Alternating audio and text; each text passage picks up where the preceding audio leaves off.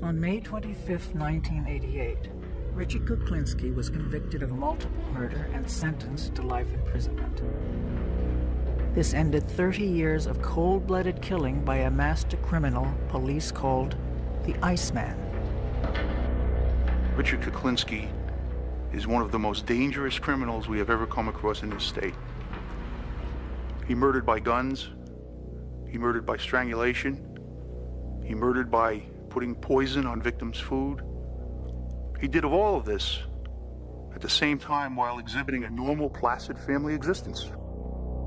His wife, his children were uninvolved in his criminal activities. Yet, we are faced with evidence, convicting evidence of numerous grisly murders.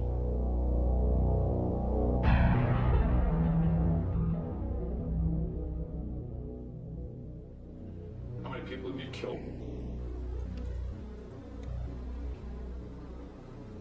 All right, approximate guess.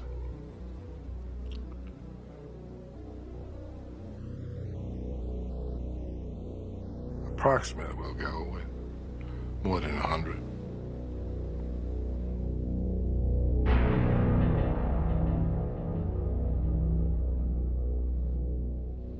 How do you feel about killing? I don't. It doesn't bother me. It doesn't bother me at all. I don't have a feeling one way or the other. I think if I had a choice, I wouldn't.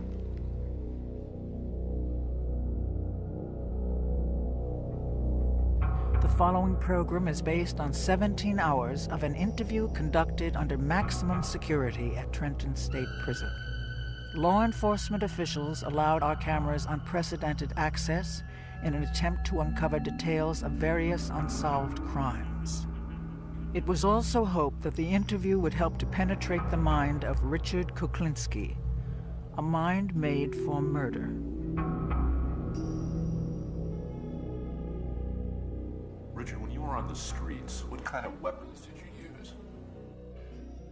When I was out on the street to do something, I carried 3 guns and a knife. I had a Derringer in each pocket.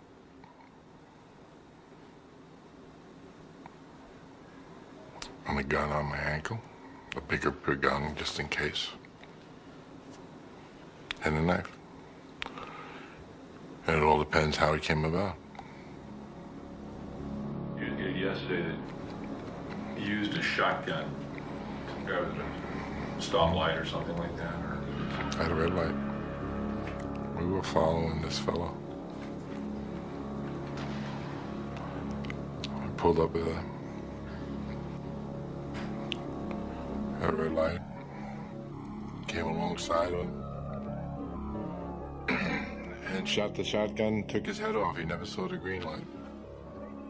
It was a sawed-off shotgun. It was very, as a matter of fact, when it happened, it surprised me. I expected the man to die, but it really surprised me when it took his head off. It was something I didn't expect. Richard Kuklinski is not a serial killer. He's not a drug-crazed, wild man running around with a machine gun. He's not a person that is driven by perverse sexual desires. He doesn't drink. He doesn't gamble. All of these things, which many persons that are involved in killing and murders often are motivated by. Richard Kuklinski, instead, is nothing more than a predator on human beings. His motivation is greed, and his method of murder is very varied and very extreme. Richard, I understand that you're an expert at the use of cyanide. How many times did you kill with it? Quite a few. What's the different ways you use cyanide? You could put it in liquid form. You could Person could say, for instance, a person could be in a bar. You bunk into them, possibly by mistake, or say you were intoxicated, spill a drink on them, and leave. Everybody just looks around, thinks you were drunk, or that you just had an accident or something, and meanwhile, it's soaking through their clothes, into their pores, and into their system. And eventually, they'll die. I've been in a restaurant where we were eating, and the guy went to the bathroom, and when I was in the bathroom, we put a little boost in his food, and he was rushed to the hospital after that, and he died, and they buried him. I'm not exactly sure what they put on, what they attributed his death to, but you know, it wasn't homicide. Somewhere, and I don't know where, he picked up on cyanide poisoning as being a good way, a good, quick way to kill somebody. It's such a good way to kill somebody that that's the gas that's used in gas chambers. I mean, cyanide in a gas form, which is similar to cyanide in a being eaten form, kills very quickly. It kills faster than arsenic, faster than strychnine, and it's hard to detect if it isn't specifically looked for. He murdered, sometimes months apart, years apart. He used different methods. He would go so far as to plan in his crimes the actual deceit of law enforcement. By that I mean he would on occasion murder someone, cut their body, wrap them in layer after layer of plastic bags and material, and then deposit the body many, many miles from the murder scene. What is it to dispose of something? You throw it away. You throw it anywhere. It all depends if you don't want it found or if you want it found. If you want it found, it doesn't matter, you just leave it there. If you don't want it found, you could take it somewhere. You could bury it. You could put it in a big drum. You could put it in the trunk of a car and have it crushed.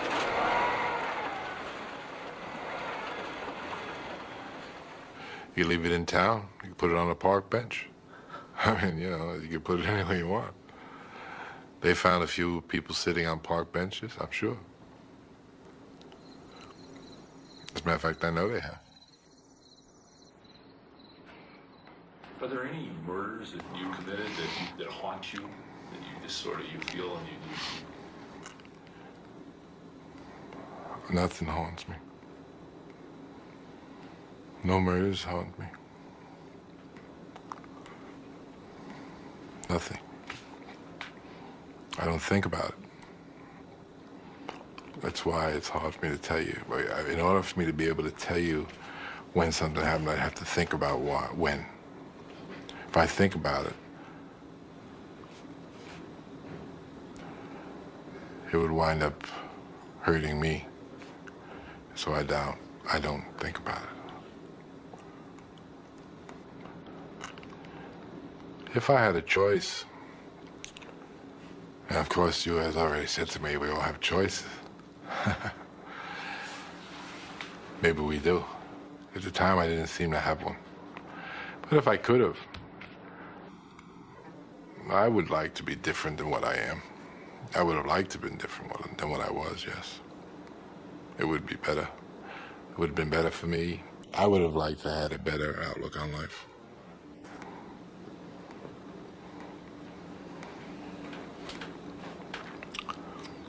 But I can't change yesterday.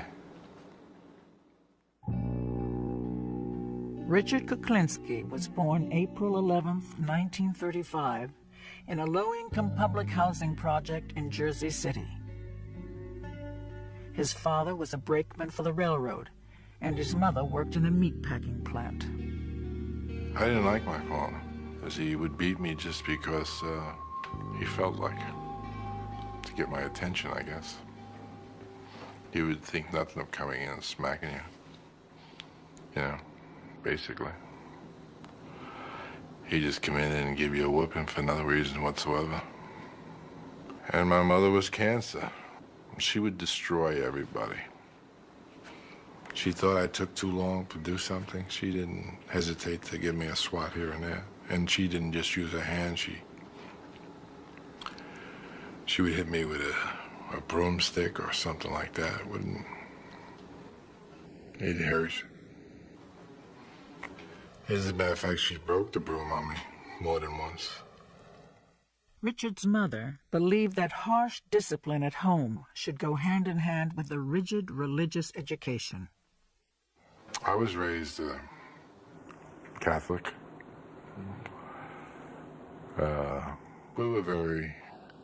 She was strict as far as the religion goes. I went to... Your mother? My mother, yeah. My mother, we went to Catholic grammar school.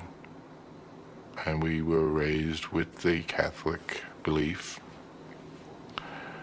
I was even an altar boy. But during the course of my life, I don't really believe it. It's just the way it happened. Didn't mean it to happen that way, but it just happened that way. When his father abandoned the family, Richard, a skinny, timid young teenager, was left to fend for himself. He was an easy target for street gangs, but by the time he was 16, things began to change. When I was a young man, I found out that if you hurt somebody, they'll leave you alone. Good guys do finish last. When I tried to leave everybody alone, just do my own thing, everybody just wanted to hurt me. Until one day I just decided, well, I've had enough of this picking. And I went upstairs and I took a bar, which the clothes used to hang on in the closet. And I went back downstairs and there were like 6 young men still figuring they were gonna mess with my head, and we went to war. To their surprise, I was no longer taking the beating. I was giving it. And that's when I learned that it was better to give than to receive. I've been known to hurt people for no reason. If you check out my background as I came up, I could be anywhere, and if somebody humiliated me, I would think nothing of hitting them with a cue stick. In an instant. And the only thing they might have done was made me feel bad or challenge my authority at the time. Kuklinski's reputation as a tough guy with a hair-trigger temper grew. By the time he was 18, the abused had become the abuser. It wasn't long before he committed his first murder. I got into a fight in a bar. We got into an argument, a fight. And I hit him with a cue stick.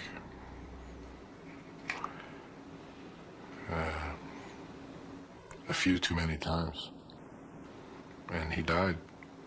How'd you feel after, when you found out he had died? I had felt very bad.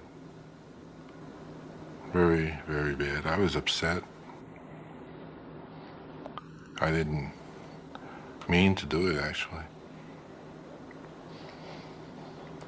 But surprisingly, I felt sadness, and after a while, I felt something else.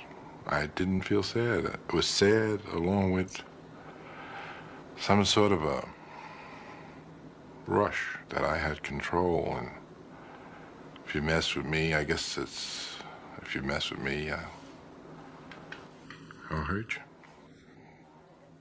By the time he'd reached his 20s, Kuklinski had become a petty crook and pool hustler. Then his life changed. In 1960, he met a pretty 19-year-old girl named Barbara Pedrin. He was absolutely flowers at the door every day, and considerate and romantic, and all of the things that anybody could hope for, dream for. He bought me beautiful things. We went fun places. He was happiest when we were together. He was happiest when just he and I were together. He and Barbara had 3 children. But with just an 8th grade education, he could only get low-paying jobs that didn't pay enough to support his growing family. I didn't have the capability of getting a better paying job. Was I gonna push a yarn truck the rest of my life? Make a menial amount of money? I couldn't have afforded 1 child, let alone 3. He went to work at a film lab, where he began to pirate pornographic films and sell them to outside sources connected to the Gambino crime family. This connection led to other criminal activities, and it wasn't long before he went from being a small-time hood to a big-time killer. He worked as a hitman and associated with a gang that worked out of the notorious Gemini Lounge in Brooklyn. Above the lounge was a Mafia killing factory where victims were killed and dismembered. Hacked bodies were packaged in plastic bags and carted away. Kuklinski was the perfect enforcer. He was brutal, and he knew how to intimidate. If people owed money, they either paid up or paid with their lives. Most people paid their bills. Some didn't. I remember one guy, he was owed a lot of money. Well, I guess a considerable amount of money.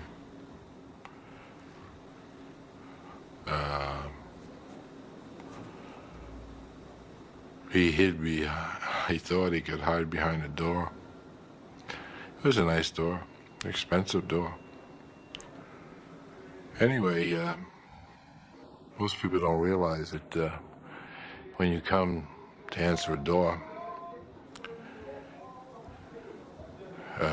if there's light in the background, the person on the outside can look through the peephole and see the guy coming to the door. So he came to the door, I asked who it was, and he looked through the peephole. And he never saw what hit him. For Richard Kuklinski, murder had become a way of life, and the macabre became the commonplace. Would you ever use a chainsaw? To cut someone up? Yes. I've done that. To dismember them, yes. Not to kill them, no. What was it like to cut somebody up with a you know, when the other guy was dead? How did it feel to cut some guy up with a chainsaw? Well, I didn't have any feeling one way or the other. That just happened. That's the way it had to be. Messy? Yes.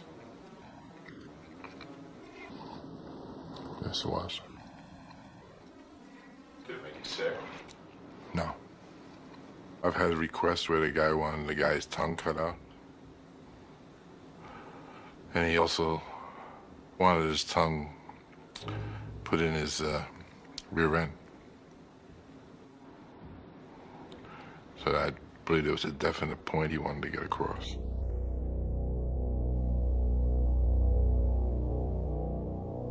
I have an experience that I don't know if I should tell you or not. That it probably would offend a lot of people.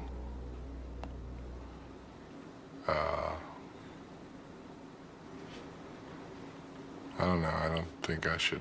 I'll go into that. Go ahead. Yeah, it's not a good one. No, go ahead.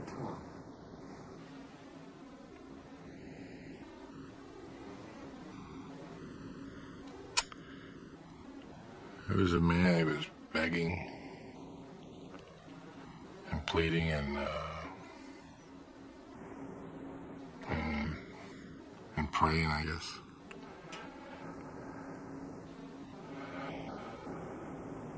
And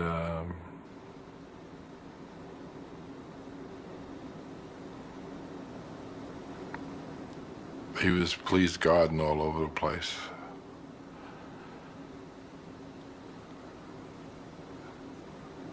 So I told him he could have a half hour to pray to God. And if God could come down and change the circumstances, he'd have that time.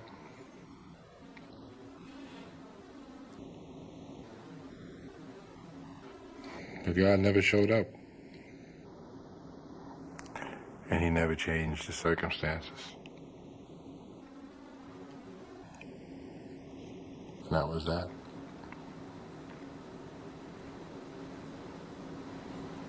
It wasn't too nice.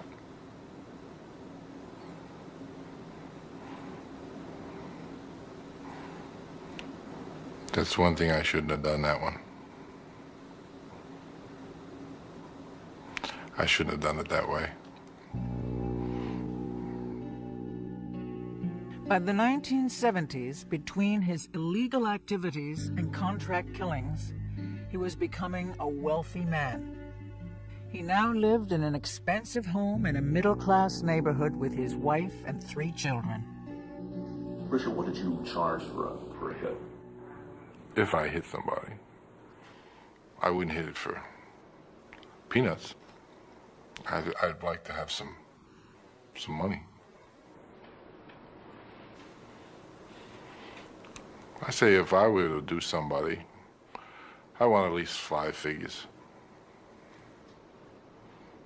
And at least up in the better half, not the lower half of the 5 figures. Kuklinski kept his criminal life secret from his family and neighbors. He told them he was a businessman. No one knew his business was murder. We were perfect. My children were never in trouble. We were perfect. We were the all-American family. I mean, we had what seemed to be the perfect life. They were wonderful times. And time with his family was the only thing that he was really concerned. I mean, if he never had to leave the house, he would have loved it. He hated to have to travel. He hated to go away. He came back as soon as he can. He wanted to be home all the time. He wanted to be with us all the time. I enjoyed that way of life. I felt I had achieved something. I very seldom left the house unless I had to, because I felt secure in the house. I felt very secure. I tried to provide the best for them as I knew how. Might not have been the right way to go, but it was for me the only way. I tried to never let anything touch the house. I brought nobody there. My family was not exposed to anybody. I wanted to show them the good side of life, not the bad side. Richard had a very, very sad childhood. You got the impression, or I knew because he would like say something and then drop it and change the subject, that he was abused and that there was no love. He grew up absolutely without any love, without a doubt. I mean, the first Christmas with my family, he was in awe. He couldn't believe it. There was a tree and everyone was cooking special things and there was lots of, we were laughing and it was fun, and he kept saying, I can't believe that this is what happens. It was a Jekyll and Hyde existence. The way it was and the way I wanted it to be were absolutely two different lives. I wanted one life. I had to have another life. This other life would interrupt one Christmas Eve. While his family was celebrating the holidays, Kuklinski left his home to collect on a bad debt. Business was business, even on Christmas Eve. The man owed me money. He was giving me a runaround. I told him I wasn't happy that he wasn't going to pay me. He had the attitude that nobody could hurt him. I think he was wrong. Only way he never saw Christmas. What did you use? A gun. Extremely loud inside of a car. Matter of fact, my ears were ringing for a long time. What'd you do afterwards? I walked away, got in my car, and went home. What'd you do when you got home? I put toys together for the kids for Christmas.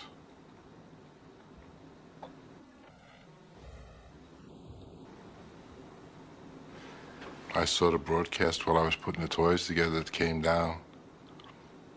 Mob-related killing. That was the first time I knew I was mob-related. How'd you feel?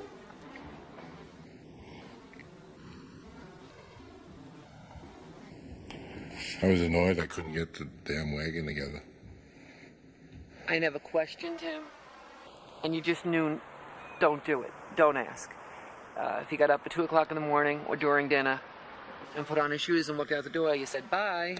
You didn't say, where are you going or why are you going? And it was just understood that that's the way it was. He was very private. You only knew what he wanted you to know. By the 1980s, after 25 years of working as a hitman for the mob, Richard Kuklinski became the head of his own crime ring. He developed new ways to profit from murder.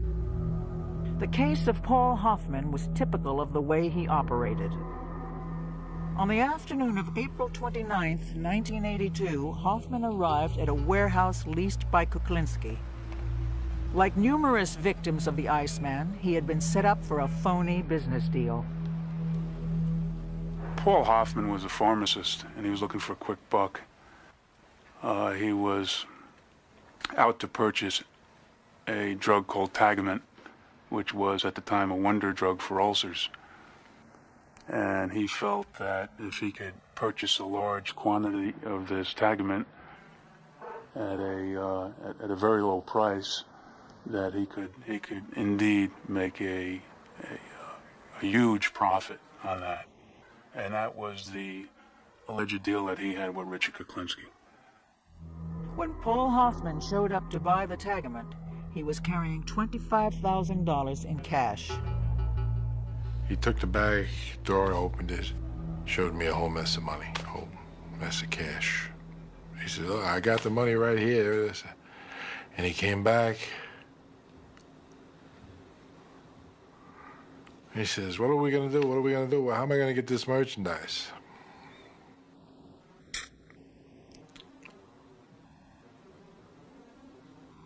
I put the gun under his chin, and I said, "There is no merchandise."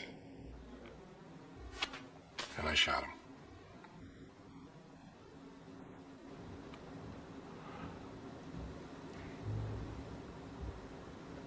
He didn't die. The gun jammed. He was gurgling.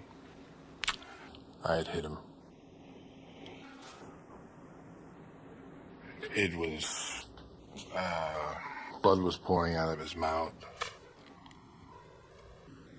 And,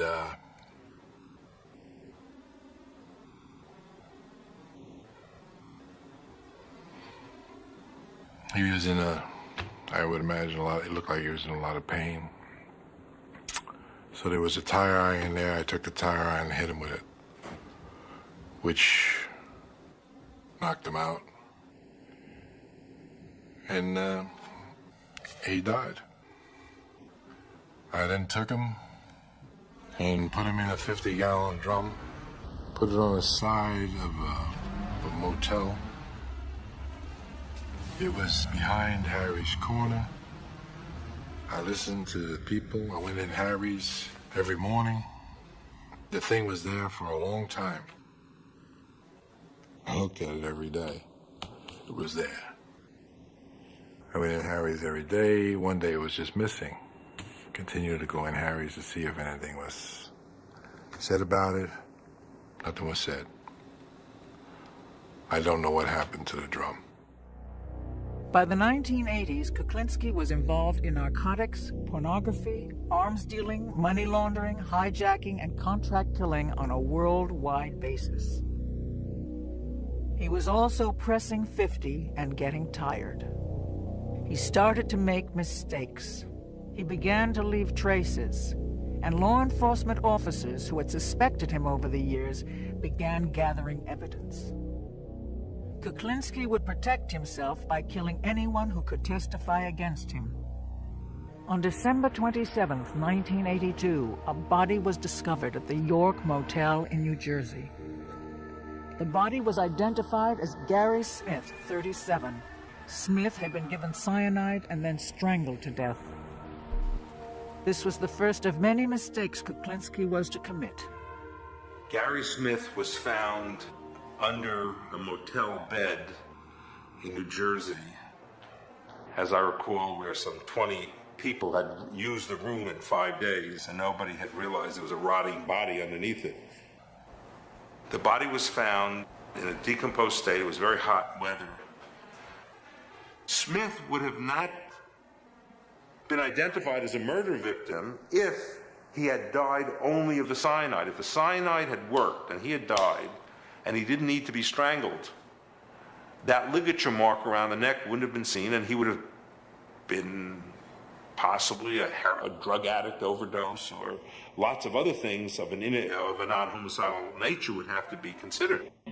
On September 25, 1983, the body of Louis Masgay was found. As he had done many times before to confuse the time of death, Kuklinski had frozen the body in an industrial freezer. This was the murder that earned him the name of Iceman.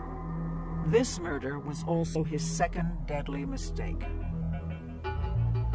He did too good a job on that body because he left that body in the freezer for 2 years, then took the body out and dumped it in Rockland County, and the body was found before it had fully thawed out. So the doctor doing the autopsy, the medical examiner in Rockland County, when he opened the body up, saw ice inside the body in a summer's day and said, there's something wrong here. This guy could not have died 2 days ago the way he looks like from the outside. On May 14, 1983, a bicyclist was riding down a lonely road in a wooded area and saw a buzzard feeding on a body. It was Daniel Deppner, 44, the third business associate of Richard Kuklinski, to be found dead. The body count grew. There would soon be 5 unsolved murders with one thing in common. The last person to see the victims alive had been Richard Kuklinski. After 30 years of getting away with murder, Richard Kuklinski's time was running out. He had been under investigation for 3 years, and the police were beginning to put the pieces together. What I told my superiors in Trenton was that, hey, look, you know, we can check with the FBI and we can see that there's a certain number of given serial killers roaming around this country of ours. But take a good hard look at what we got here. We got Richie Kuklinski, and there's only one of him. In 1986, a division of the New Jersey Criminal Justice Department set up a task force made up of federal, state, and local law enforcement agencies. The task force analyzed existing investigative material and gathered new information. They had one mission: to arrest and convict Richard Kuklinski. When I first read the file, which at the time was nothing more than a compilation of several different unsolved homicides. The more you looked for connections, the less you found in this particular case, because there was different types of murders, different devices used.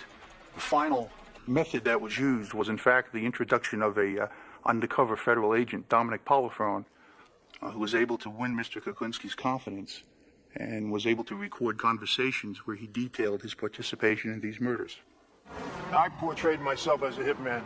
Told him I worked for the wise guys downtown New York, and my brother was a good fella downtown, and I went by the name of Dominic Michael Provenzano. You willing to go on a contract? If the price is right, I'll talk to anybody. Yeah? Sure. And you mean to tell me your way is nice and clean and nothing fucking shows up? Well, it may show, my friend, but it's quiet. It's not messy. It's not noisy. It's not, you know. Yeah, but how the fuck do you put it together, like, you know what I'm saying? Oh, there's always a way. There's a will, there's a way, my friend. We used to sit down, we'd talk. Either we'd go to those tables over there and get away from people, and we discuss how to murder people. You know, I just have a few problems I want to dispose of. I have some rats I want to get rid of. Yeah. The only fucking thing I don't understand, don't you use a fucking piece of iron to get rid of these fucking people? You use this fucking cyanide? Why be messy? You can do it nice and calm. It became apparent at later points in the investigation that Mr. Kuklinski fully intended on murdering Dominic Polifrone, in addition to the victims that were being discussed at the time they were having these tape-recorded conversations. So he could pretty much tell Dominic Polifrone anything, because he knew shortly that he had plans for Mr. Polifrone too. You put that stuff in a mist, you spray it in somebody's face, and they go to sleep. No shit. As long as he's dead, that's the bottom line. Well, that's the thing, isn't it? No matter how it was done, I mean, I know guys that went to sleep and never woke up again. I mean, you know. He says he had one guy, he went and get a hamburger, they come back and he put the cyanide on his hamburger. And we're sitting down and he's telling me, he says, you wouldn't believe it. He says, I'm waiting for this guy to keel over. He says, because once you eat cyanide, usually it'd roll over and that's it. He says, this guy had the constitution of a fucking bull. He says, you wouldn't believe it. He says he wouldn't die, and we're both laughing about this. And I'm saying in the back of my mind, I said, holy God. I said, look at this. I said, what kind of person is this? I said to myself right there, I said, you better cover your butt. I said, because you just don't know with this guy. And he'd be kidding about it, and I'd be laughing. In the back of my mind, I'm saying, this is the devil. No question about it, this is the devil.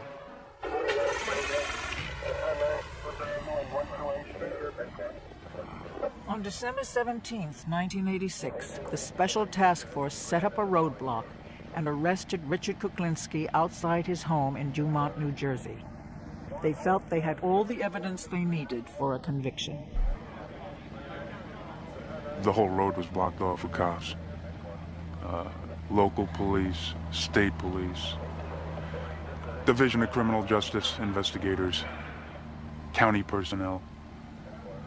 There was no place for him to go, so he stopped his car. He was told to get out of the car, and he did not.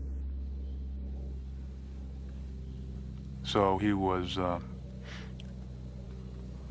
taken out of the car,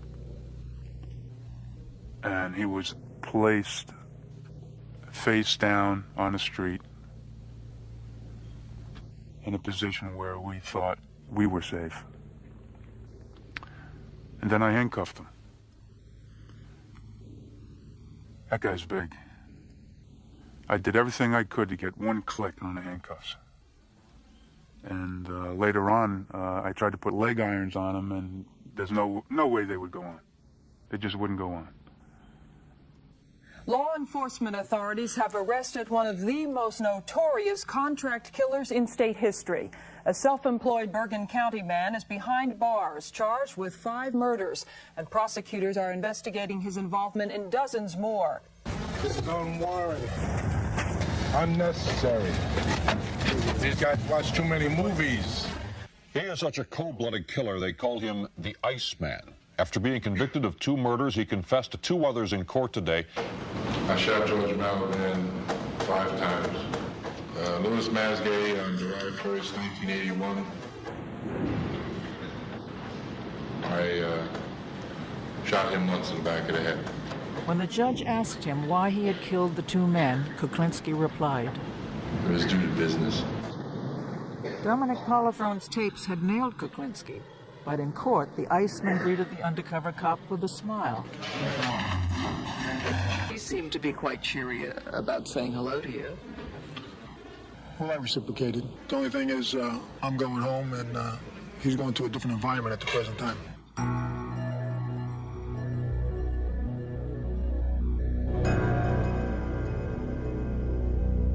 It wasn't real to us.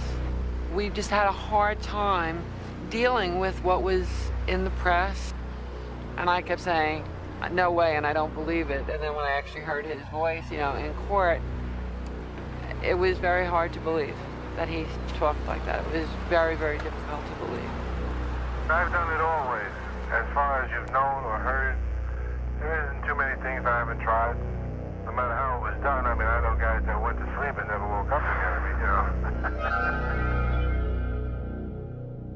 The consensus of the federal, state, county, and local law enforcement agencies that were involved in this investigation is that Richard Kuklinski is one of the most dangerous criminals we have ever come across in this state.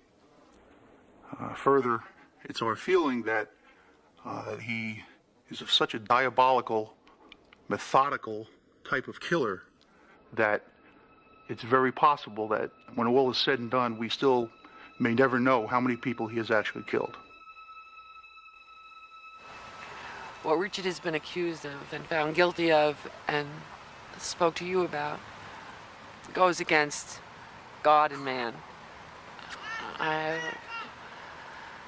very strong feelings. I am totally anti-violence. I mean, as are my children.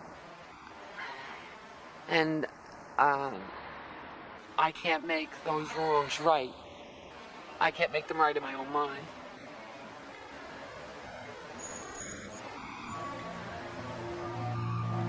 We are Richard Kuklinski's family, and we aren't ourselves anymore.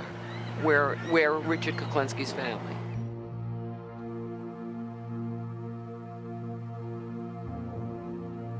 I've never felt sorry for anything I've done other than hurting my family. The only thing I feel sorry for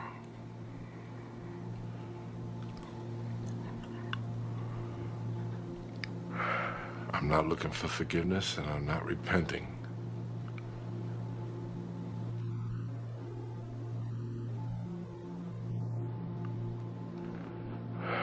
No, I'm wrong.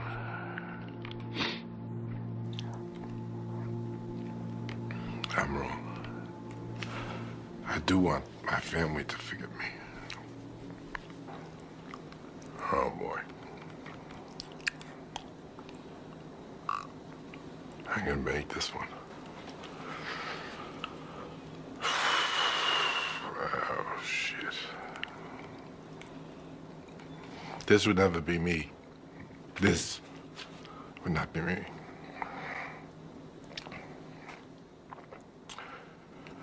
I feel for my family.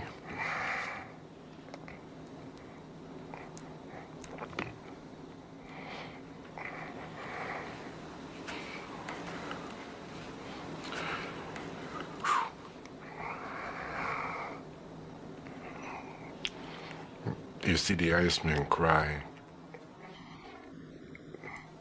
Not very macho.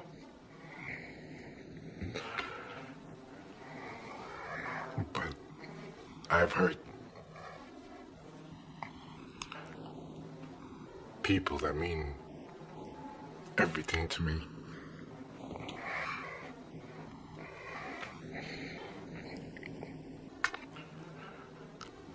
But the only people that mean anything to me.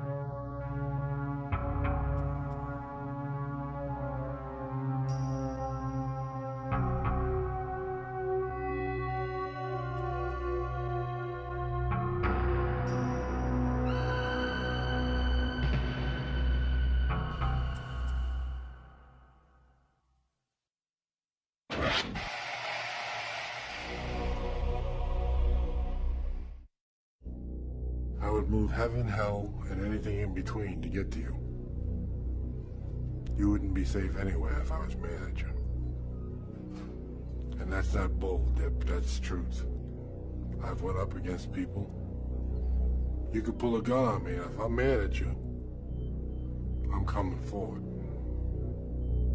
You'd have to shoot me to stop me. And if you don't kill me,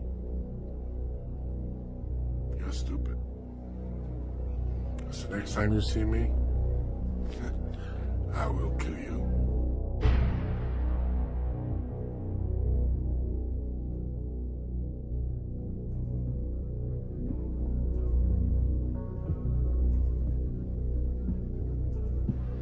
Mr. Kuklinski, we're going to conduct a pad search here. Your arms out.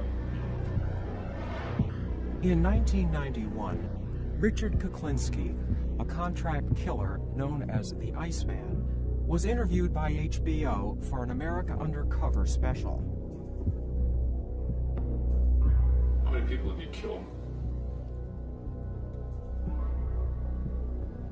All right, approximate guess.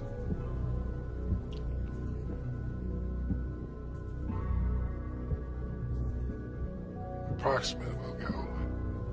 More than 100. After a lifetime of killing for hire, Kuklinski was finally caught by an undercover ATF agent wearing a hidden wire.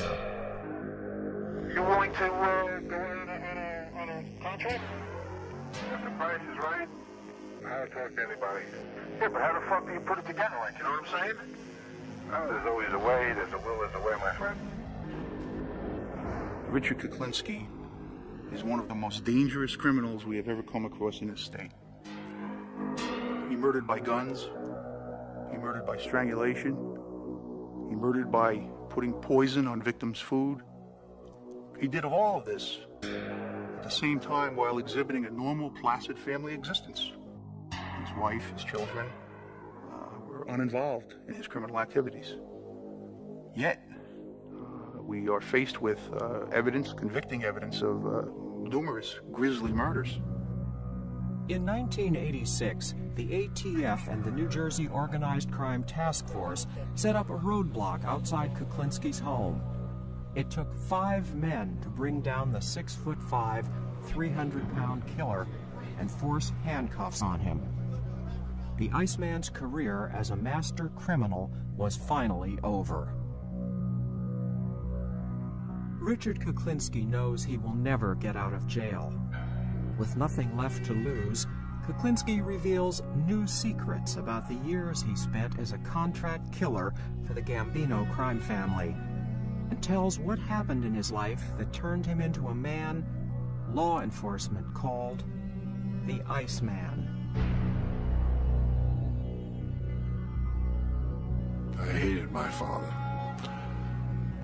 If I could have, I probably would have killed him. Probably would have felt good about it, too. My father would beat me just if I looked at him. He gave me this impersonal feeling I have to when people die in front of me. Especially loudmouth people. Loudmouth people remind me of my father. Once a loudmouth person starts with me, I love it. That's the only excuse I need. One night in a bar, a loudmouth made the mistake of insulting the 18-year-old Kuklinski in front of people. A couple of hours later, the Iceman saw his chance to get even. I come out of this bar and I see him sleeping in his car. I said, I got you, little sucker, now I got you. I'm gonna light you a fire. And I did. I got myself a bottle, some gasoline, and I threw it in a car with him.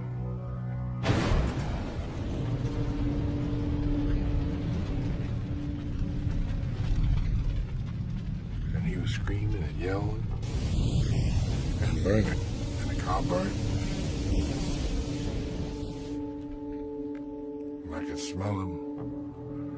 Walked down the block and I could hear him as I turned the corner. He was still yelling.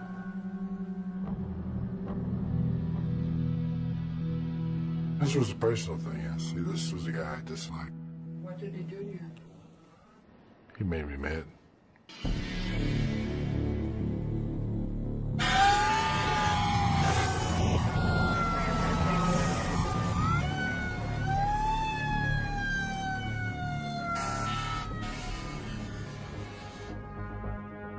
By the age of 25, Richard Kuklinski had no problem with murder. But now he wanted to get paid for it. There was money in contract killing. To prove himself, he auditioned for Mafia capo Roy DeMeo. Said, well, I would expect you to, if you came with me, I'd expect you to, if I told you to whack somebody, you'd whack them. Without any question. So I said, well, I could probably do that. He says, you probably could do it, or could you do it? Do you think you could do it? And I said, yeah, I think I could do it. So he told Freddie to get the car, got the car, he and I got in the back seat, Freddie was driving. We drove someplace, I don't know where it was someplace in New York. And we were sitting there for a while, we got to where we were going, we were sitting there for a while, and a man came in the distance, he was walking his dog, it looked like. So he said, all right, take this guy down. I said, which guy are we talking about here? So he says, the man walking the dog. So I got out of the car and I started walking towards the man. The man was walking his dog just like a regular guy. As he passed me, I turned around and shot him.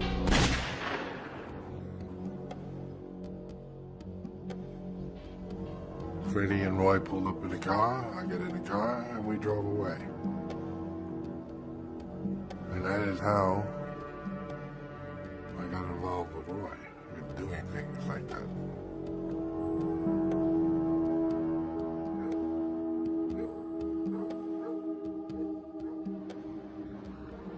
Roy DeMeo's hangout was the Gemini Lounge in Brooklyn, New York. It was a house of horrors where over 100 people were murdered, chopped up, and disposed of by DeMeo and his gang of lethal contract killers. After proving himself, Kuklinski quickly became one of DeMeo's favorite enforcers. DeMeo ordered the hits, and Kuklinski executed them without question. He wanted this guy taken care of. But he wanted to talk to him first. So when I got to the place, I asked the man for the money, so the guy says he didn't have it and Roy would just have to wait until he got the money to pay him. And that was that, he'd have to wait. I said to the man, I said, well, you have to then talk to him. He wants to talk to you. So I dialed the phone number and he got on the phone and I said, he wants to talk to you. So he was talking to him and I guess they were acting like everything was all right because he got off the phone, he handed me the phone back. He says, yeah, I told you he'd wait. He's in the better frame of mind. Don't worry about it. He wants to talk to you now. So I picked up the phone and he said, kill him.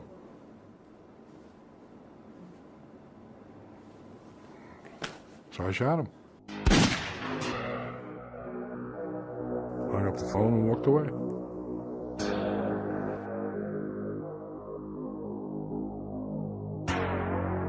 I'm just a hard-working expediter of sorts. I looked at myself as a person who did something that somebody wanted done, and they paid me a good price.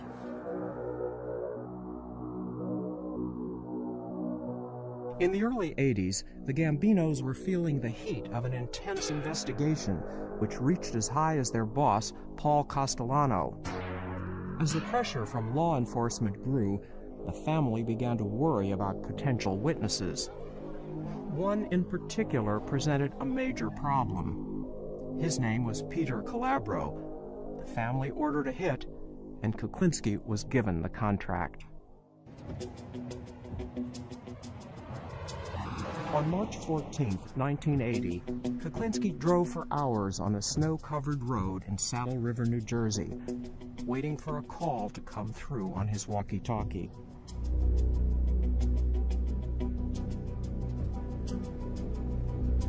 I get a call that they're on their way. So now they're coming. And it's snowing. The roads are very bad. A lot of snow, slipping and sliding. I was in a van. So what I figured is, at the last moment I had a different plan, but at the last moment I decided, well, I'm gonna double park this thing.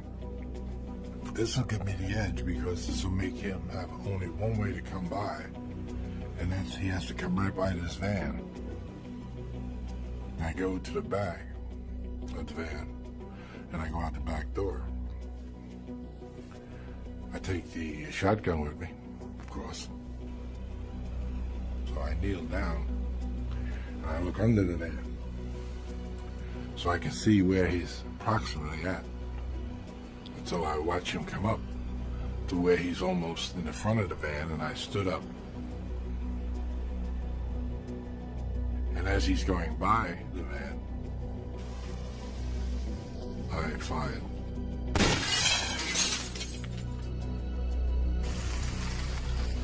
I never knew the man, what he looked like or what his job was. Then I found out the next day that he was police.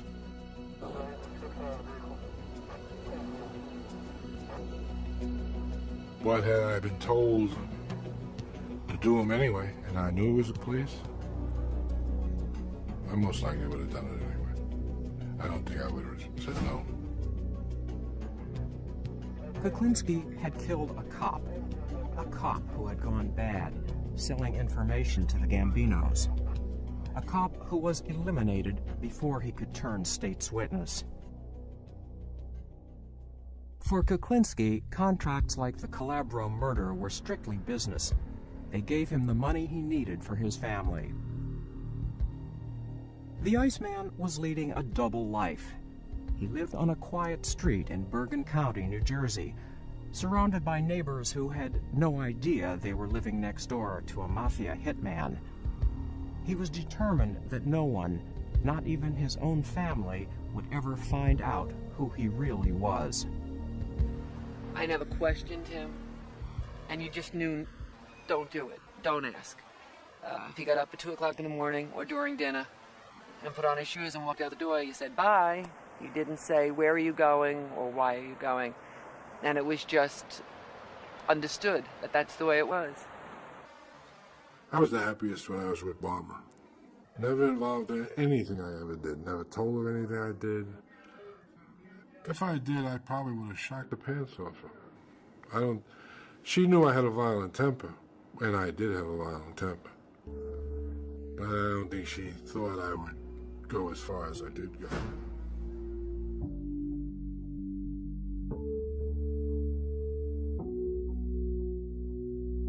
Richard's time with his family was sacred, and any interference would throw him into a rage.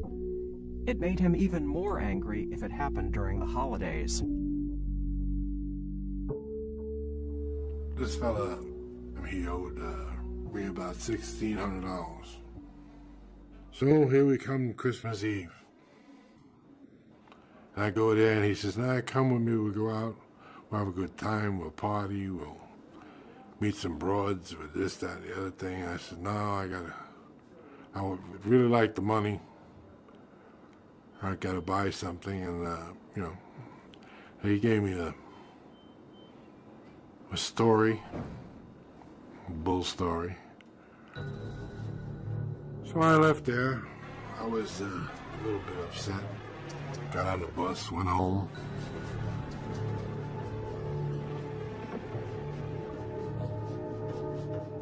I was putting the toys together for the kids, and this thing was really bugging me.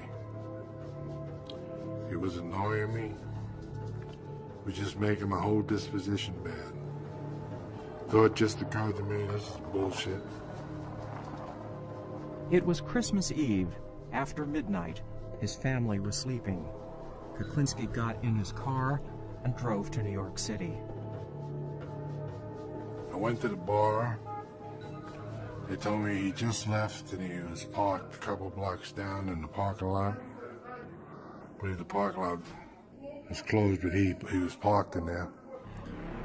I saw his car. His car was running, but it had snow on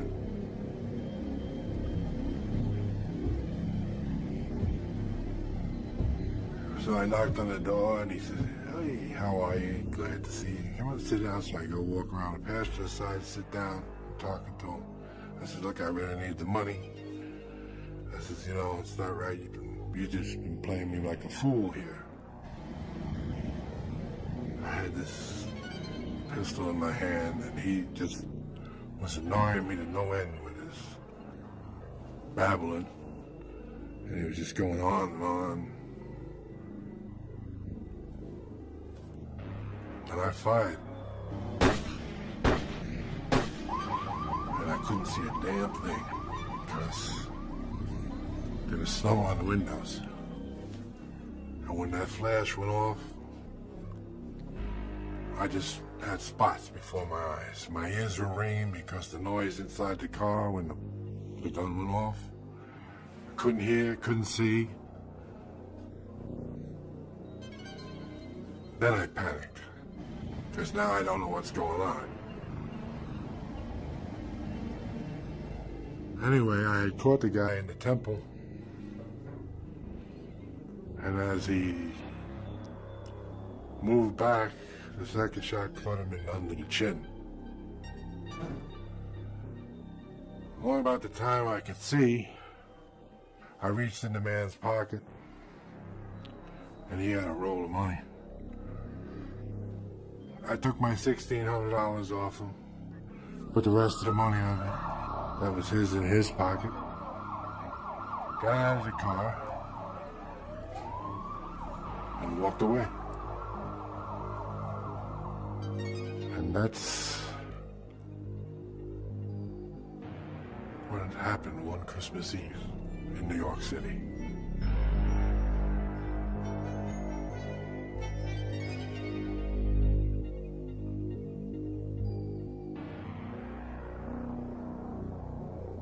The Iceman had killed by gun, by knife, by Molotov cocktail, and cyanide. But he also liked to experiment. Cross was, I just popped the guy in the forehead with it. Actually, it was just seeing if it would work. What was he doing at the time? Looking at me? Well, was he sitting down, or were you standing over him? Or? No, he actually bent down to look in the car window like I was asking him directions. I didn't know the man.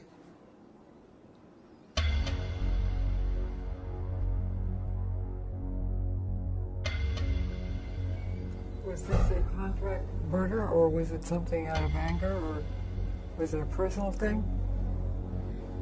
Neither.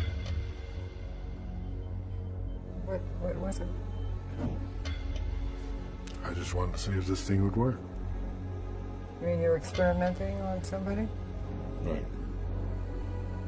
Did it work? It sure did. Went halfway into his head. Kuklinski was always looking for new ways to get away with murder. In the 80s, a man who was nicknamed Mr. Softy teamed up with Kuklinski. This harmless-looking ice cream vendor was in reality an Army-trained demolitions expert who was a violent and vicious killer. Mr. Softy was an individual by the name of Robert Prongay. He used to operate a Mr. Softy truck. That's why he got the name Mr. Softy. He became friendly with Kuklinski, very friendly with him. And it is our opinion that friendship led to Richard Kuklinski learning a lot about killing with different types of chemicals, including cyanide.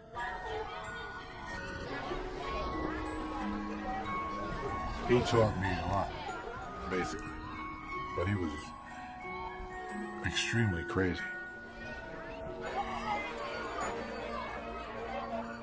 But he would read all kinds of books on destruction and all kinds of ways to destroy somebody. He used to go around this Mr. Softy truck. That's how he used to spot people and get the outlay of the land, you know, where they were in easy ways. And sometimes he'd do it right from the truck. And he sold ice cream? Yes, he did. Sold Mr. Softy. He had one of those Mr. Softy trucks. Did you ever see them? That's what he sold. And he sold ice cream to the little kids in the neighborhood? Yes, he did. And that's what he did. He'd go into these neighborhoods and sell ice cream to the kids and maybe kill one of their fathers.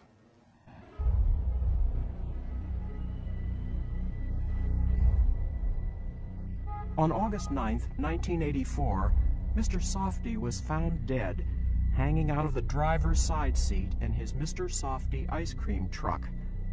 He had been killed by multiple gunshot wounds to the head.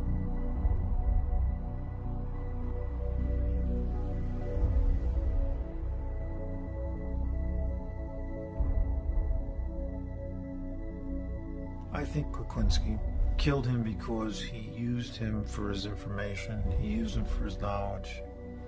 He probably brought him around, brought him with him on certain jobs that he did.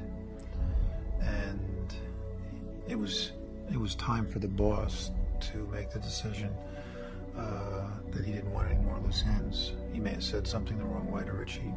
Who knows? Whatever it was, Kuklinski, in my opinion, made the decision to kill him.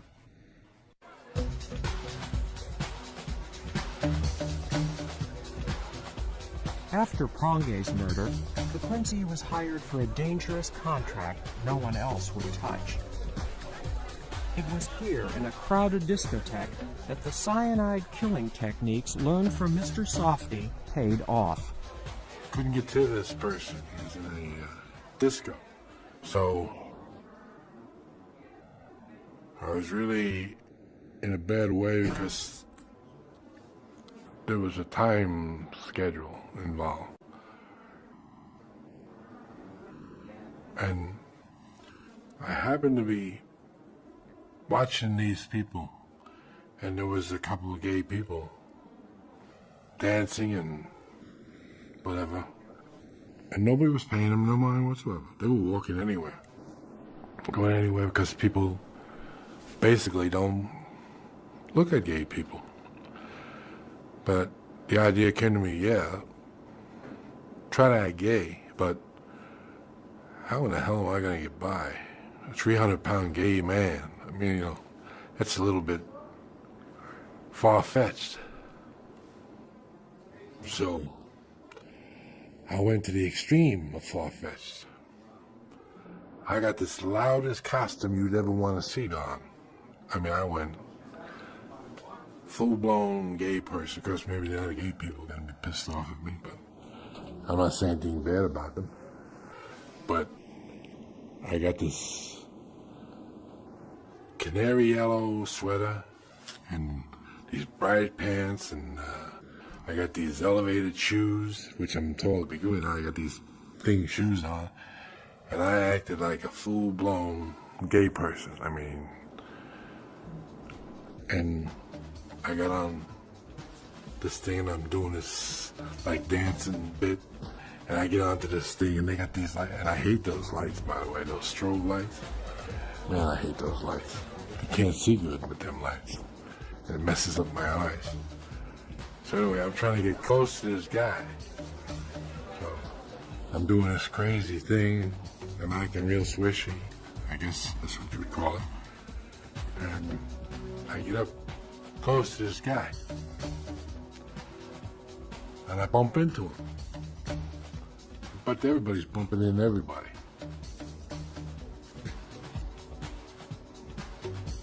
And he had a heart attack. Because how hyperthermic do you know? When I bumped into him, I popped him with the needle. What was in the needle? In his case, a heart attack.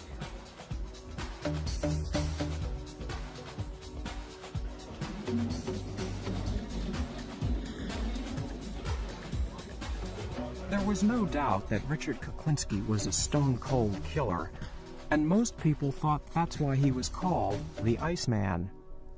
But law enforcement had another reason for pinning this name on him.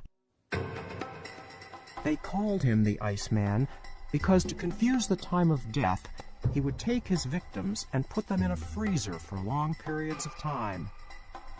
One such victim was a man named Louis Masgay. He did too good a job on this body. After leaving the body in a freezer for over 2 years, he then took the body out and dumped it where it was found before it had thawed out. So when the medical examiner does the autopsy and opens the body up, he finds ice inside the body on a warm summer's day. The medical examiner says, there's something wrong here. This guy couldn't have died in the past few days. After the discovery of the half-frozen body of Louis Masgay, the noose began to tighten around Kuklinski and his boss, Roy DeMeo. Under pressure from law enforcement, DeMeo began to act erratically, and the family felt he was about to crack and testify against them. There was no question in their minds he had to go. In 1983, DeMeo's body was found in a trunk of a car. He had been shot 5 times and had been dead a week. There were some who thought Kuklinski might be responsible. Do you know anything about his murder? DeMeo? Yeah. He outlived his usefulness. And he was running the wrong way. Apparently, everybody thought he was going to run to the law.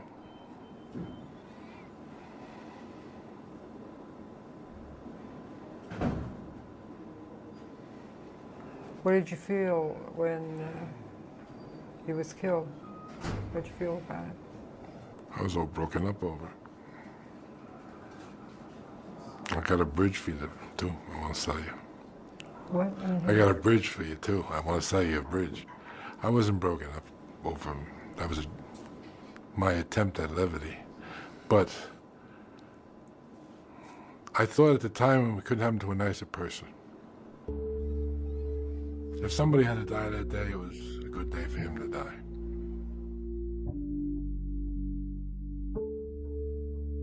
Over the next 3 years, the New Jersey Organized Crime Task Force concentrated on closing in on Kuklinski. When Kuklinski began to feel cornered, he started eliminating anyone who could implicate him in his criminal activities. If he called you friend, you had a problem. Yesterday's friend soon became tomorrow's enemy. One of those friends turned enemy was a man who had been Kuklinski's partner. His name was George Maliband. Georgie boy. Yeah. Liked him. Actually, yeah, really liked him. One of the few people I ever really liked. But Maliband had developed some bad habits. He racked up thousands of dollars in gambling debts to loan sharks. Kuklinski had vouched for him and told Maliband he'd better pay up. Then Maliband made a fatal mistake. He told Kuklinski that if he didn't back off, he would hurt his family. Which really struck a nerve with me. could upset me, but I was trying not to get upset with it at that time. Because I figured he was just nervous maybe, and he was just spouting off, but apparently he wasn't. But the Iceman couldn't forget that Maliban had threatened his family, and several weeks later he began to plan his murder.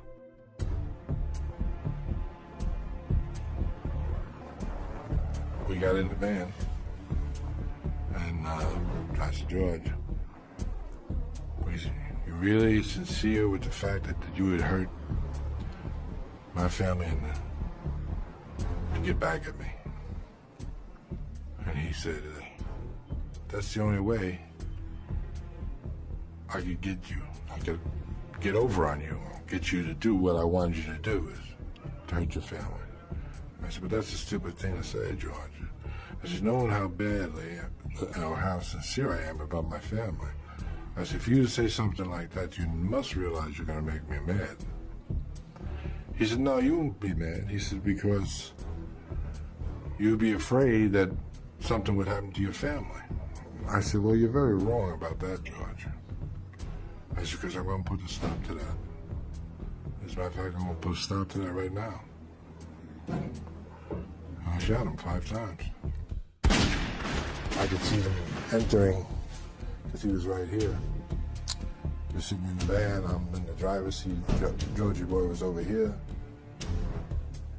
In the next seat, which was, you know, just like that. And I went pop, pop, pop. And then I went pop, pop. And I could see the material moving on his jacket as these things. Actually, they made little marks on it, on the jacket. I guess they were burn marks. So. Kuklinski's favorite way of disposing of bodies was putting them in barrels. But with a 6-foot, 300-pound George Maliban, it wasn't easy. So when I got him in, I had a problem with one leg. I had a hell of a problem with the leg, I'll tell you. No matter what I did, I couldn't get that leg in there. So I had to cut it. And put the top on. And I drove down to Jersey City, where I dumped him.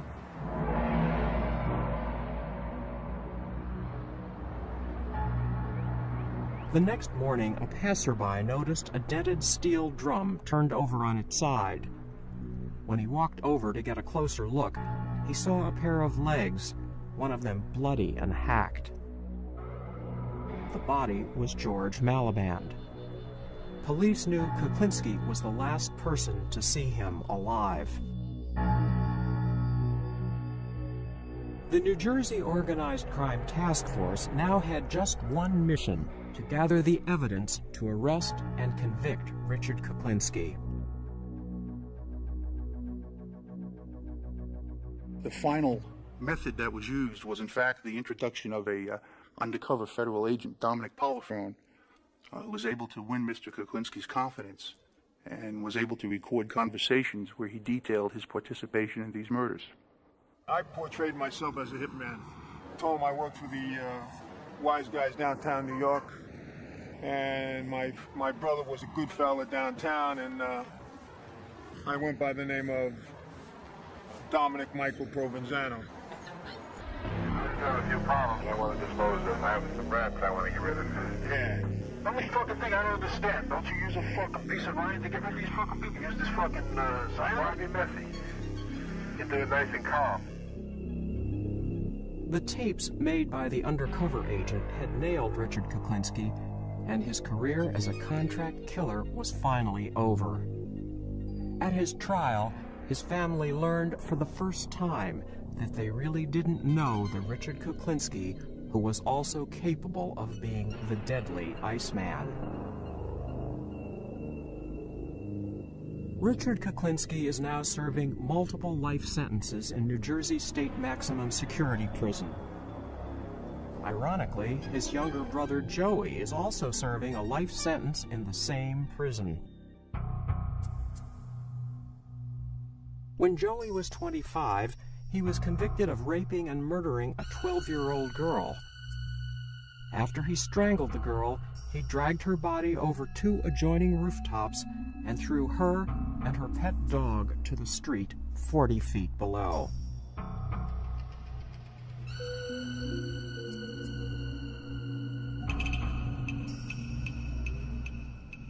You want to talk about your brother, or? What do you want to talk about? There's nothing to talk about. Because we never brought up your brother in the first show.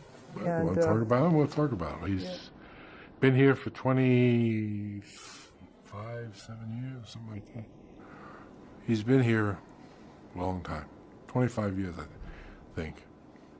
Don't hold me to that exactly, but I'm pretty sure it's pretty close. And he's here for murder. Yes. What happened? How old was he when? He was a young man. He was in his 20s, I believe. And what went wrong in his case? Do you think he still was a product also of, what you went through? Become the same father. Do you see him, Richard? I pass him. What do you say? Just hello and keep on walking? How you doing, Joe? How you? Take care. That's it? Told you I have dual short stories. That's being over friendly with my brother. Does he try to talk to you? He says less to me, as a matter of fact. Sometimes he doesn't even answer me, I don't think. Thinking about it. That's too bad. Depends how you look at it. If by some miracle, Richard, you got out of here tomorrow, let's say. But let's, for the sake of argument, what would you do? Would you go back to that life, or would you do something? No. It's past me now. After 10 years without violence, I don't really look forward to violence anymore. I don't even think I could play the game anymore. Probably get myself shot the first time out. I wouldn't do it anyway. I'd look to retire in a nice quiet place someplace. No banging doors, no people yelling and screaming. Somewhere if I wanted to think, I could just sit there and think.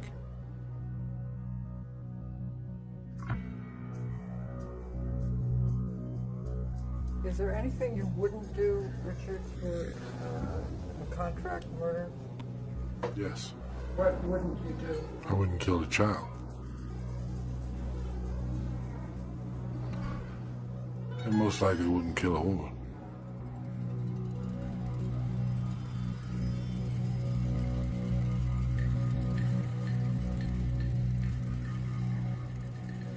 Did you ever let anyone go for whatever reason? Did you ever decide to let someone go?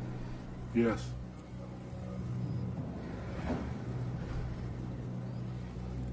But then I thought better of the idea and shot him anyway. Did you ever murder anyone you liked? All my friends did. At one point in time, I'm sure I liked them. But not at the moment of killing them. I might have even liked them then.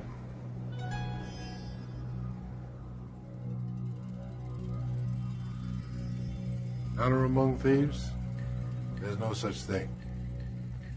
You see, because I was put in prison by a man I knew 30 years. And I liked him. Big mistake. I had one friend too many. I'm now serving multi-life sentences because of my one friend. And he's the only friend I didn't kill.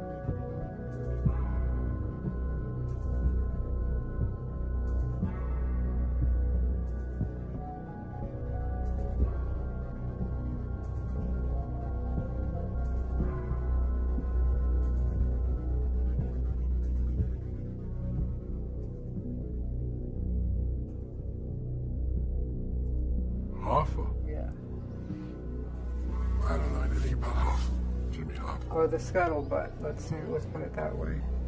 Scuttlebutt, he's in a Japanese car. Supposedly he was picked up, put in a drum, put it in the trunk of a car, put it in a crusher with other cars, crushed, and shipped overseas. That's what I heard. Don't know. I think the last time I asked you that, you thought he was a Toyota. Could be a Toyota. Some little Japanese car.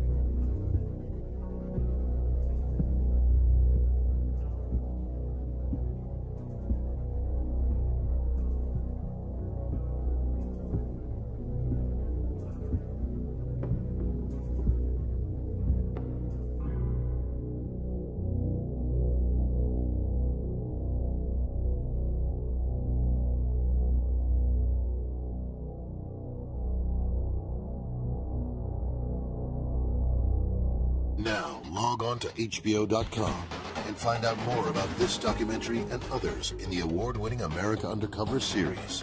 Informative, interactive, intriguing. America Undercover at HBO.com.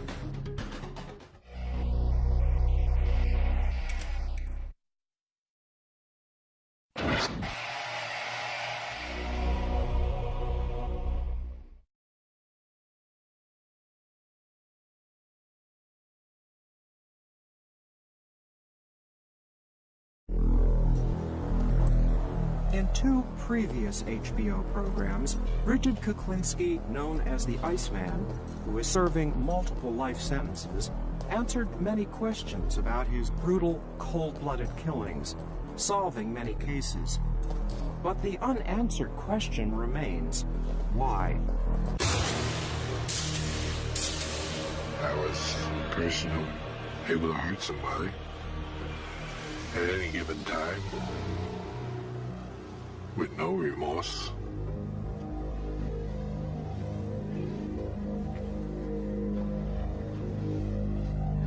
And who could do it over and over again without it bothering me.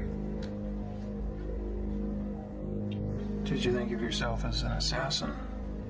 Assassin? Sounds so exotic. I was just a murderer.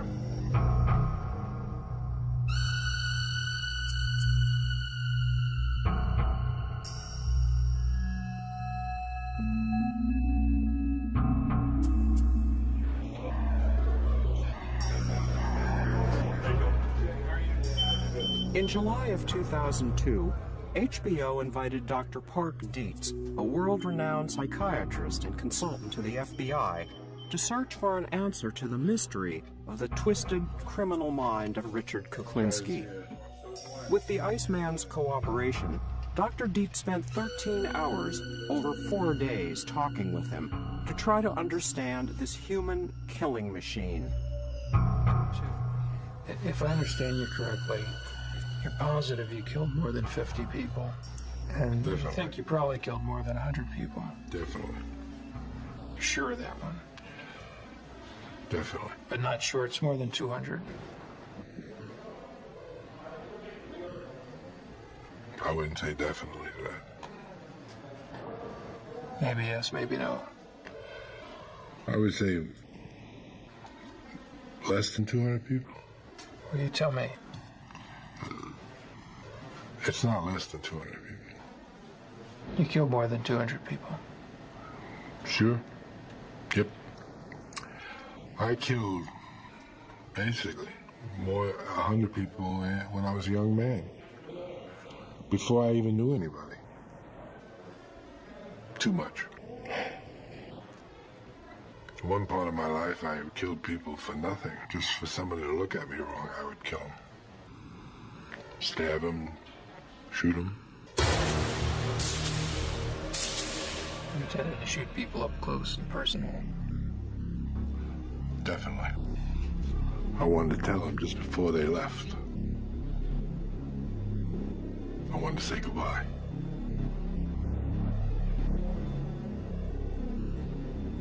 Did you like to look them in the eye? I wanted them looking straight at me.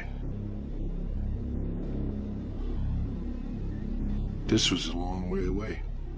The distance we are now. We were closer. What did you want them to think as they died? Just see my pretty face. I take it to them. But the last thing they ever saw was me. And if they carry that glimpse to eternity, infinity, or whatever it is, they're going to be thinking of me all that time. I'd be looking in their eyes. I would see the blankness come over it. I'd watch them die. I just didn't shoot them and walk away. I saw the surprise, the shock, the blank. They're gone. And all I saw was my reflection. But that's it. Did you have a favorite place you'd like to shoot? A favorite? Yeah. Well, most of the time, if you're up close, you shoot them under the chin. You would shoot him. I shot a guy one time in his Adam's apple. See how long it would take him to die. How long did it take? A few minutes. He drowned, actually. He drowned in his blood? Mm-hmm. I was with somebody else. We had a $50 bet. I lost. You thought he'd go faster, huh? Yes. Do you know what an adrenaline rush feels like? Oh, yeah. What will give you one? Sex. It's the only one. I don't really get anything from hitting anybody, hurting anybody, shooting anybody. Does nothing for me. The only thing that gives me pleasure is sex. Well, that's a different kind of pleasure than what an adrenaline rush is. Pleasure, I guess. Yeah. If I were to beat somebody up, it would do nothing for me. If I knocked them down and stepped over them, that's why you see it doesn't bother me. I don't care to hurt anybody. It does nothing for me. Killing someone else.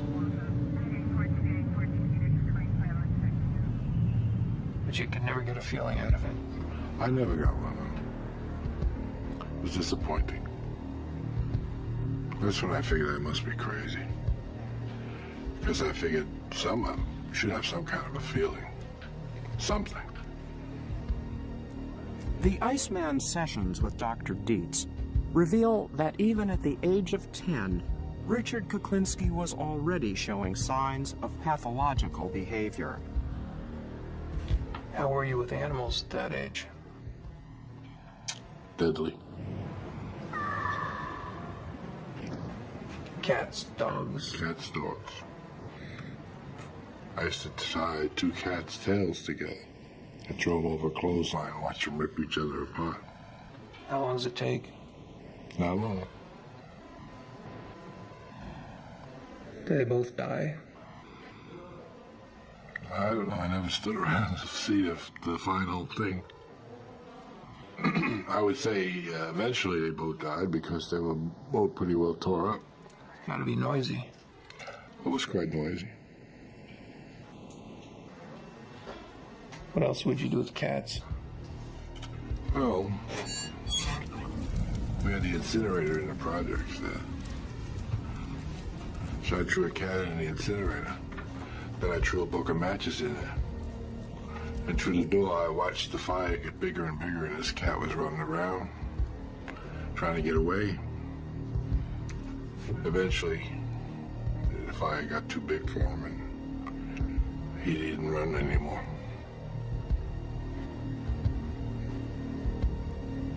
You only did one cat?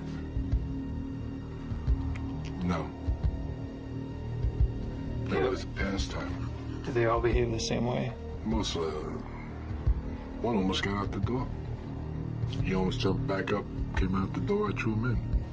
Because that's where I was looking, and he almost came back out. How about dogs? I've kicked them off the roof. Tied them to the back of a bus. Then they'd just be dragged once they got tired. Never saw the end of those things, so just did it. Do you remember any feelings associated with it? I don't think so. I got maybe a little excitement.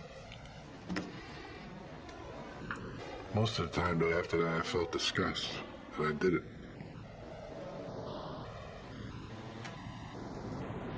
Because I didn't really do anything that took any kind of a challenge. I just did it on some kind of helpless nothing. They couldn't stand up to me anyway. And you'd be alone when you did this? Yes. Did you say you were bored? Mm-hmm. Is that mostly what it was about, fighting the boredom? Probably. When you have nothing to do, so look for some, break the monotony. Richard's father, Stanley, was the adult who had the most impact on his childhood. It was from him that Kuklinski learned how effective violence could be. What's the worst beating you ever took from your old man? I don't think there's much difference in any of them. They were all pretty bad. He left his mark on me, pretty much. And he did most of that before you were, what, 11? Yes, I was young. And was that worse when he was drinking? With Stanley, it didn't really matter whether he was drinking or he wasn't drinking. He was a nasty son of a bitch, and he always will be till the day he died. And even when he died, he was a nasty son of a gun. Did you go to his funeral? No, I didn't. Was there one? Yes. I didn't like him in life. Why would I want to go see him in death? I was glad he was dead. How about your mom? How was she? Over the years, I got to dislike my mother a great deal. But now that I have more time to think about it, she was just a victim of her own life. As a kid, how did you see her? Hateful. Disliked her a great deal. She didn't believe in sparing her either. I mean, she used to hit me with a broomstick if I did something wrong. Where would she hit you? Wherever it hit.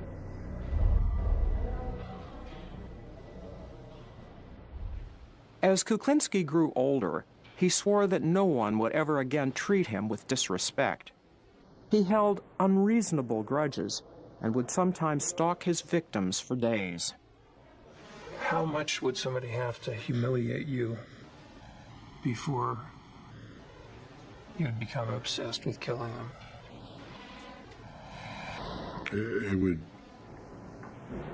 It would be the degree he humiliated me.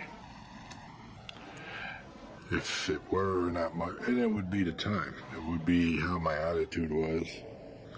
If I was jumpy or edgy, it wouldn't take much. If I was passive, then he might get away with it. But no one really knew. I took a guy down one time, just following him around. He was with a few people. As they went to the bar, this person decided he couldn't wait to get inside to urinate. He never did. Everybody else went in. He stayed outside to urinate. He urinated.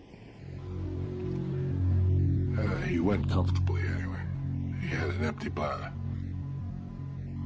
But I actually strangled him. From behind, I assume. definitely. I actually did it in a way that's maybe this is original, and maybe not. I don't know. But I put the rope around his neck, twisted it, and threw him over my shoulder, and held him there. So actually, I was the tree hanging him. Yeah. And he eventually just stopped kicking. And I let it loose at one end. He slid down to the ground. I put him over by the garbage and left. Had you brought a length of rope with you? No, actually, this guy, these people had around the back at a bar. They must have lived upstairs. There was an apartment upstairs, and they had one of these things where they had rope across this thing, and they had a couple of these lines going across this way. And that's what I took. Talking about clothesline? Yeah. And what had this guy done to you? I didn't like him. He just made me mad, some reason or other. For me to track him and wait for him, I was mad at him for something. Do you remember what his body did while you were hanging him?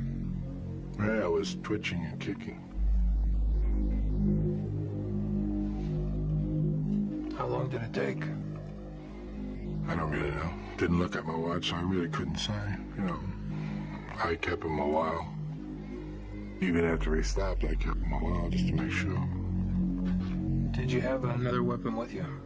Yes. But this was quieter. It was more personal. I actually felt him die. Did you like that? Didn't do anything. But I mean, I did feel him die. I felt him go limp. And you got your relief? Yes. Basically, I didn't have any more pressure, no more tension. It was almost like a cure-all. Unbelievable.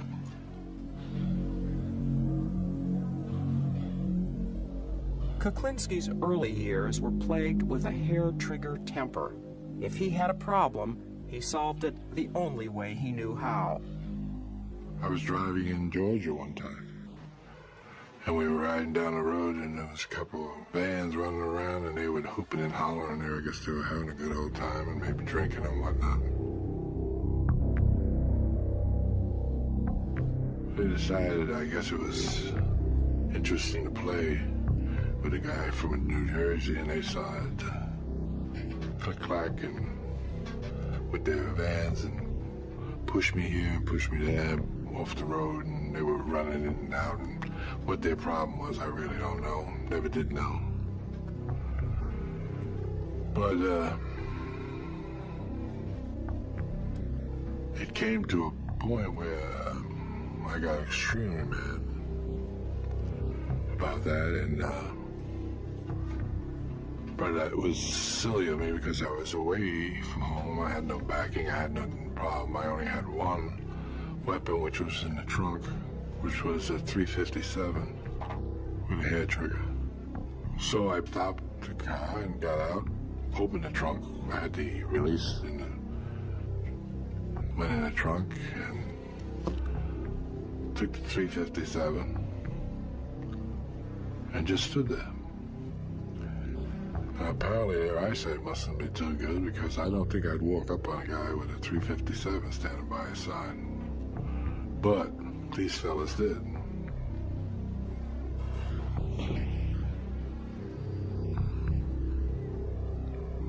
Foolish mistake. They all died.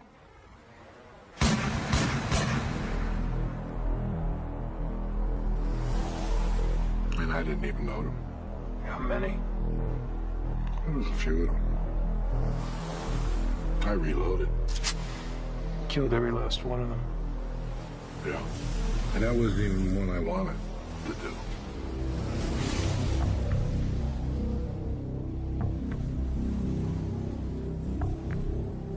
Do you think that what they did was a capital offense? What they did? You mean playing with me? Yeah, they could have killed me. Well, they ran me off the road and I died. Bad behavior, no argument. reckless endangerment, reckless driving, a host of bad things. Is it a capital offense they committed against you? Apparently. I did kill him. So to me, it must have been. Because when I had come to that point, and that point, that is the last point they come to. I don't back off once I go forward. Once I go forward and I take a gun, I do not back off. I didn't know how many they had. I didn't know what they had. They could have had guns. They could have had anything. They wanted to play with me. I didn't want to play. So, we didn't play no more. And I would have taken whatever came.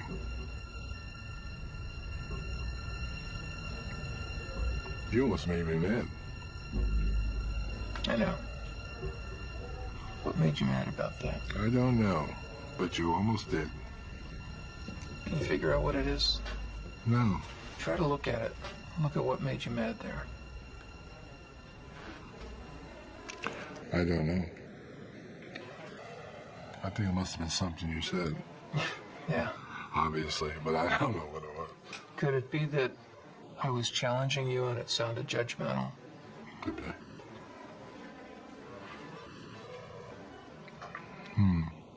Yeah, it could be. 'Cause you've got me annoyed with you now. Yeah. That's the truth. How mad are you? Not bad. Pretty. I feel a little flushed. So that means that I've reached a point in my life that I'm a little annoyed.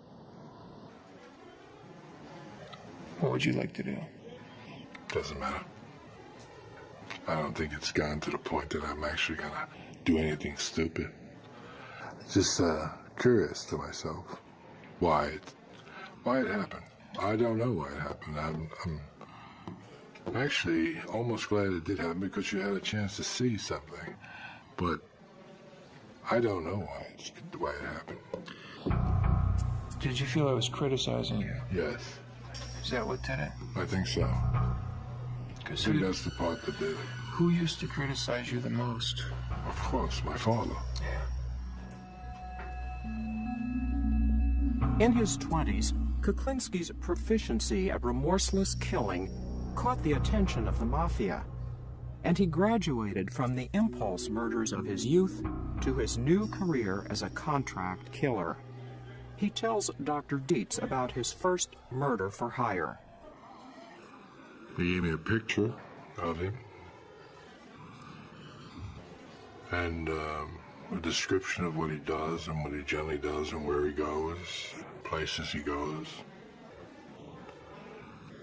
And so I went to the area where they said he might be, and I saw somebody who looked like him, similar to him. He had a knack for smoking, and they told me he smoked big cigars, Churchill cigars or something. So I pulled up alongside of him. At the time, I was riding a motorcycle. And I just said, Cuban? Are they Cuban? Looks like a good cigar. And he wasn't a happy camper, because he said, fuck you. When he said, fuck you, he looked my way, and I got a clear shot of his face. It was a picture I had of the man they wanted, and I said, nah, don't fuck me, fuck you. And I just took this weapon out and blew his head off. Just disintegrated his... like you see a pumpkin get hit with a shotgun or something, they just spread out. And that's what happened. And light turned green about the time I shot him, and I left. Does it give you any response in your guts to see a man's head explode? It surprised me a lot. A response in my gut. What kind of response do we want? I don't know. I don't have any response. Most people, when they see horrible things, if they see somebody badly injured, certainly see something that awful, have a visceral reaction. They feel nauseated. They may want to vomit. It makes them very uncomfortable all over real fast. Did you get anything? No, it's a good thing I didn't have to vomit, because then I would have had real problems on that motorcycle. But I didn't have that problem. I didn't have any sickness, dizziness, or upset stomach or anything like that. It helped you adapt and cope not to care. Definitely. Not to care is much better. Because it's a weakness to care. That's right, it is.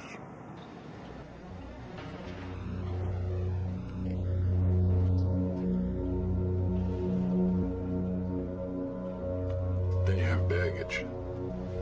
When you care, you can't just move. You have to worry. And you got something to lose. That's right.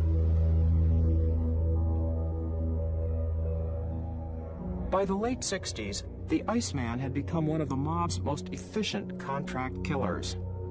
His most brutal murders took place at the Gemini Lounge in Brooklyn, a favorite hangout for the Mafia. Dismembering bodies, did that turn your stomach?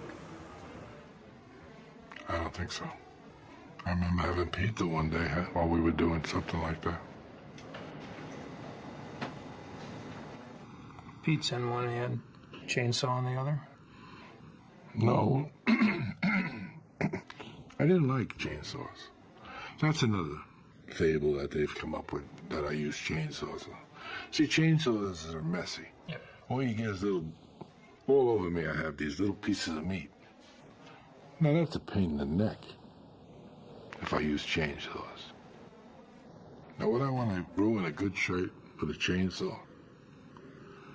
That would be downright stupid. And I definitely have the wrong. I don't think I could walk around with bits of meat hanging off me or bits and pieces of somebody's body hanging off me. I would probably smell a little bit bad also at that point. So what's a better way to dismember Just the a body? knife.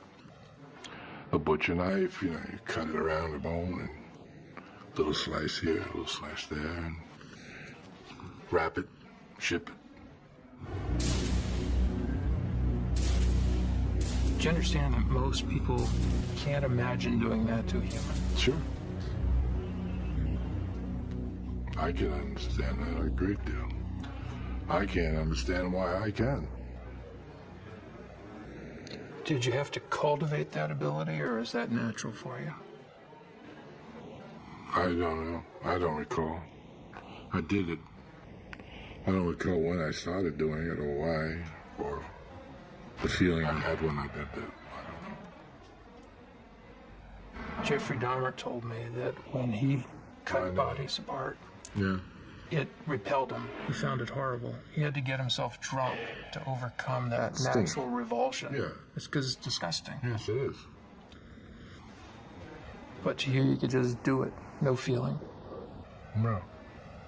The smell sometimes was annoying, but I would put cologne on. I would generally put cologne across here so I could smell the cologne a lot better than I could smell anything else. Canoe or something like that was always nice. Now you're dating yourself with that.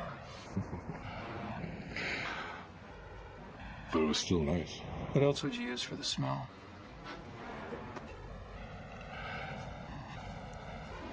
Spray, you know, any deodorizers, just spray, put it in the air, try to kill the smell.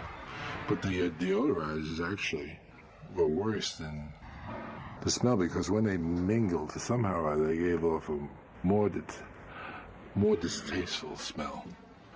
So what I would take is a bottle of Canoe and just throw it all over the walls and the floor and everything. And I'd have a $25 nice smell in the room. It was an expensive deodorant, but it worked. Guns, knives, strangulation, even cyanide were all part of Richard Kuklinski's repertoire of murder. He even froze some of his victims' bodies to confuse their time of death, earning him the name of Iceman.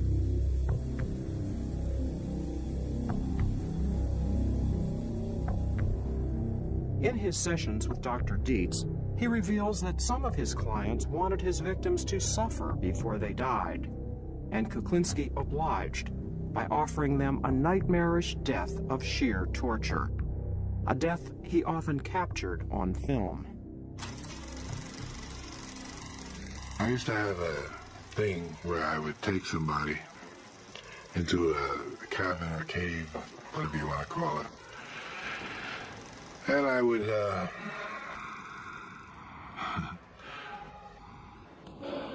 tie them up or tape them, their hands and their feet together, and then I would leave them there, and I'd leave a camera on, and rats used to eat them.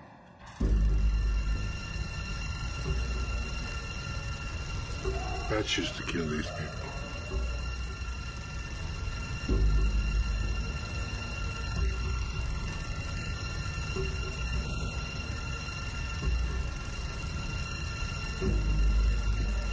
It was a very painful death for these people because rats would eventually smell them or come near them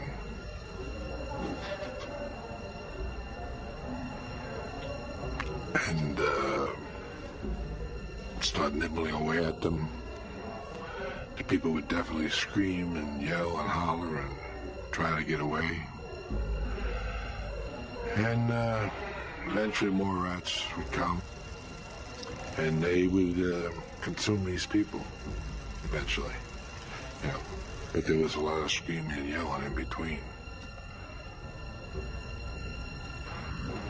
When I did that and I watched it on The Devil Was That Super 8, I think it was, I found it distasteful. It used to make me nervous for some reason. I said that was some type of a feeling which I wasn't too keen on having. But I did it because it gave me a feeling of some kind, and therefore I was trying to find out what it was that was giving me some type of feeling. But it was the horror of what was going on, or the screaming that was happening, or just the nastiness of it. I never figured it out. But I did that quite a few times, too. Maybe too many times. And watched it? Yes.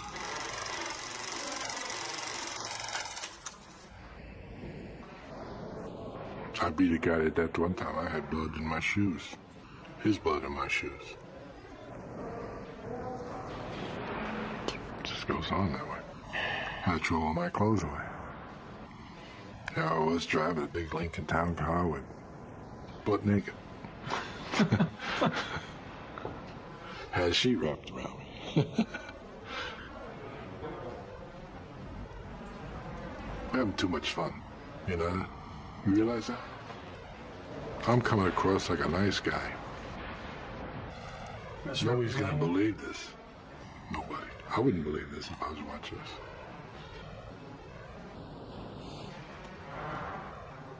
Because I'm the furthest thing from a nice guy. I am what you call a person's nightmare. Because of the way I project myself, people think they can get by. And then all of a sudden, when they wake up, it's too late. They already hit the stop sign. And that's a dead stop. But there have been people you've been good to, aren't there? Not many. There have been people. I don't know what you consider good. Your interpretation of good might be different than mine. I don't know. What do you mean good? Well, how do you think you were with your kids? Oh, the kids.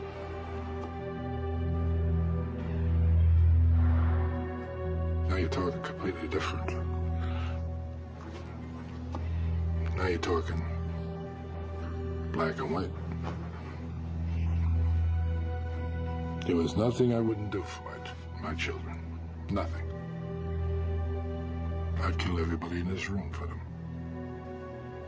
That's just to show you a point. Not that I would or want to, I'm just saying I would.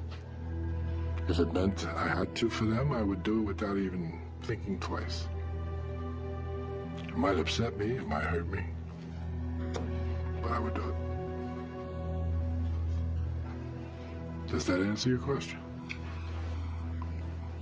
To a point, but then you're not sure. All right. Who else were you good with? Good with? There aren't many people I was good with. It was only my family. I was good to my family. And even those people I hurt. How? Just by being there. I was a nasty son of a gun. I am a nasty son of a gun. What happened at home? You name it. Violence, I think they call it domestic violence. Yes, I've called it all. There's nothing I haven't done and nothing she hasn't put up with. I'm not proud of it. It's the way it is. I can say I'm sorry, what good would it do? I couldn't have been too sorry, I did it again. But yet I was sorry. I couldn't control it. It's one of those things. Couldn't control it. I found something I couldn't control. Almost a hate-love relationship. So I really loved the girl. But when I got mad, I forgot all that. And wound up hurting the person I loved. So, where did I really love her? I still hurt her. I got to trust her more than I trusted anybody in my whole life. She's the only person I ever really trusted. He reveals to Dr. Dietz how far he would go to prove his faith in his wife, even in the midst of a violent quarrel. I believe I tempted her to do it. I gave her a knife and told her, here's a chance you'll never get again, or something like that. And I turned around. Now she had a chance.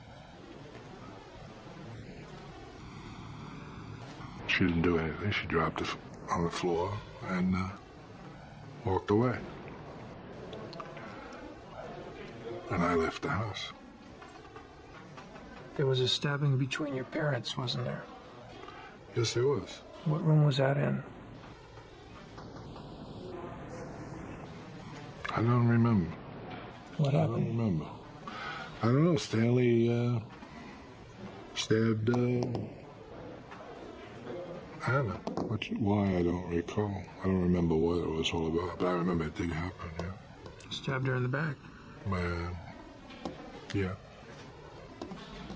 And here you are inviting Barbara to do that to you. Stupid, wasn't it? Yeah, but I did. Yeah, it's true. Were you testing her? We're trying to, I don't know, it might have been. I mean, it would have been a powerful thing if I was wrong. Yeah. I definitely would have got the point. Told you had a sense of humor. I know you did. That's why I threw that in there. But it's not a joking matter. It's a very serious thing. Domestic violence is very serious. I believe that's probably why my daughter dislikes me a great deal. Probably because she lived through a lot. You know, she didn't live through it all. Heard it, saw it. Saw it. Everything. Psychologically, I just probably hurt them in some way. Because they have that in their mind. As I have things in my mind.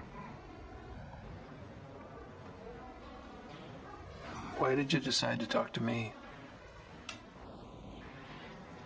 Well, basically, I think I tried it. I decided to talk to you would be so I could find out more about myself, since I don't know the answers, and you are a person who is highly qualified to give me answers, possibly, of what's going on. I figured this would be a good time to talk to somebody like you, or you know. Well, why don't we turn the tables here and you interview me? I'll answer your questions. Interesting. I can live with that.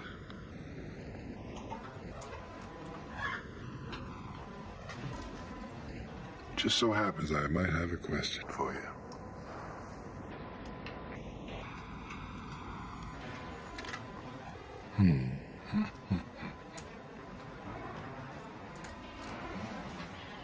What do you think about me? Anything good, bad, or indifferent? Yeah, some of each. The issues about your behavior, I think there are really a couple things to say. The things that I'm most sure of, based on the information you've told me, are that your principal problem has been a warp in your personality. And we classify personality according to different types. And there are two types of personality features that you have a great deal of. The first of them is called antisocial personality disorder.